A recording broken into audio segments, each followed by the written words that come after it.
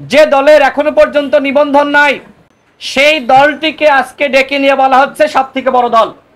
পরশুদিন কেন 4টি দলকে নিয়ে সংলাপ করা হলো এবং কেন বলা লাগলো এই 4টি দল বাংলাদেশের সবথেকে বড় দল? উপদেষ্টাদের পক্ষ থেকে এই ধরনের আয়োজনের আমরা তীব্র নিন্দা এবং ঘৃণা প্রকাশ করছি। গতকাল প্রত্যেকটা দলের একজন করে ডাকা হয়েছে এবং এর আগে 4টা দলের 2 জন করে। এই যে বৈষম্যের বিরুদ্ধে আমাদের যে লড়াই, আমরা লক্ষ্য করছি যে সরকার একতার নামে দলগুলোকে ডেকে নিয়ে তাদেরকে অপদস্থ করছে। বৈষম্য আরো বেড়েছে। এই সরকার পরিকল্পিতভাবে এইগুলো করছে নাকি সরকারের অযোগ্যতা অদক্ষতার কারণেই এইগুলো ঘটছে কিনা সেটি আমরা জানতে চাই।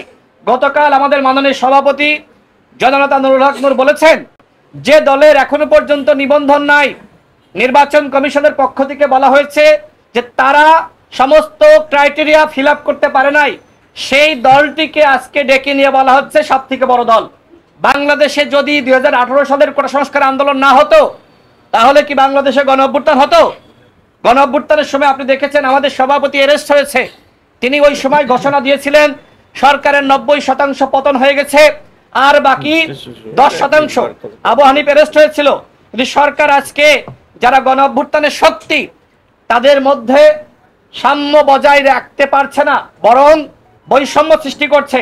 আমরা সরকারকে বলবো এরপরে যদি কোনো সংলাপে এই ধরনের আপনারা বৈষম্য সৃষ্টি করেন, গণ অধিকার পরিষদ সেই সংলাপ বয়কট করবে।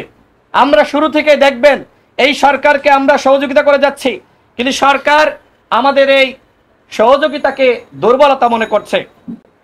প্রিয় সাংবাদিক ভাইয়েরা, আপনারা লক্ষ্য করেছেন যে এখনো পর্যন্ত এই সরকার স্বাস্থ্য খাত এবং চিকিৎসা খাতের কোনো পরিবর্তন করতে পারে নাই।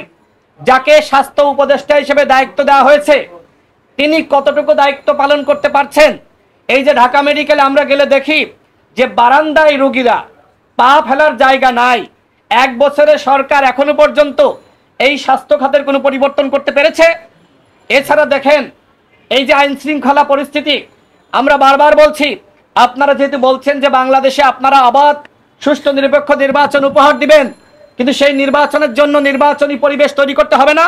এখনো পর্যন্ত গ্রামগঞ্জে মারামারি, হানাহানি, বিদ্বেষ, রাহাজানি এগুলো কেন? এইভাবে কি আন্তর্জাতিক মানের বাংলাদেশের ইতিহাসের সবথেকে গ্রহণযোগ্য নির্বাচন উপহার দেওয়া যাবে? যাবে না। সুতরাং সরকারকে বলবো এই স্বাস্থ্য খাত এবং আইন শৃঙ্খলার দিকে মনোযোগ দেন। আপনারা দেখেছেন এই মাইলস্টোন কলেজে যে দুর্ঘটনা ঘটেছে, এইটাকে কেন্দ্র করে আমাদের শিক্ষা উপদেষ্টার অযোগ্যতা জাতির সামনে প্রকাশিত হয়েছে।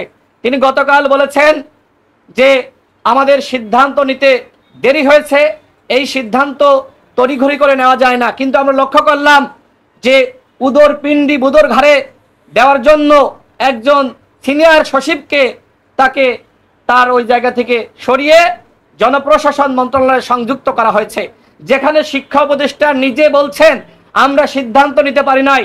তাহলে কেন তড়িঘড়ি করে এই সচিবকে তার জায়গা থেকে সরিয়ে তাকে অপদস্থ করা হলো?